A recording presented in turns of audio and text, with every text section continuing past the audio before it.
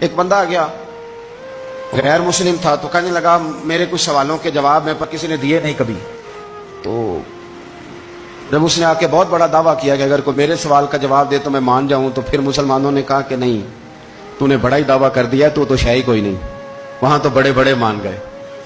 تو ہمارے ساتھ حضرت مولا علی شیر خدا کے پاس لے گئے تو اس نے بڑے بڑے مشکل سوال کیے. پہلی بات وہ کہنے لگا آپ مجھے دو ایسے دوست بتائیں جن میں کبھی لڑائی نہیں ہوئی. تو حضرت علی کہنے لگے تو بڑے دعوے کر رہا تھا کہ میں بڑے لمبے سوال پوچھوں گا.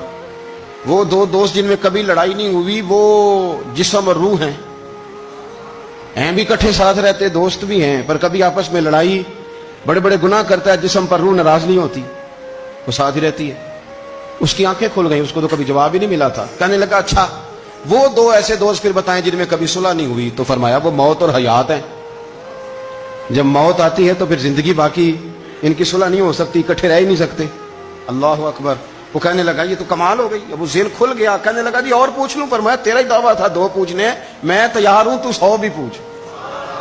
کہنے لگا وہ بی بی جس نے چند لمحوں میں بچہ پیدا کر دیا, فرمایا یہ بھی کوئی مشکل بات ہے. وہ حضرت مریم ہے, 1 منٹ میں حاملہ ہوئی تھی, اگلے منٹ میں اللہ تعالیٰ نے انہیں تھوڑی سی تکلیف سے گزارا اور اگلے منٹ میں حضرت عیسیٰ پیدا ہو گئے.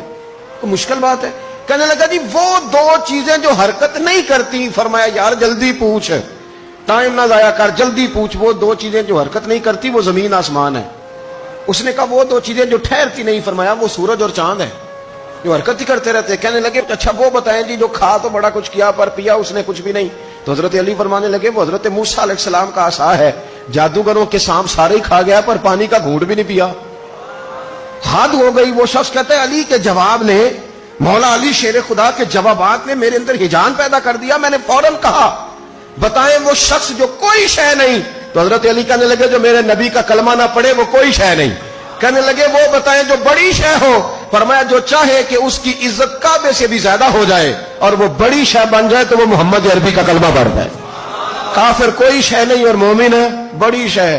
اس نے ہاتھ آگے بڑھایا, کہنے لگا پھر پڑھائیے.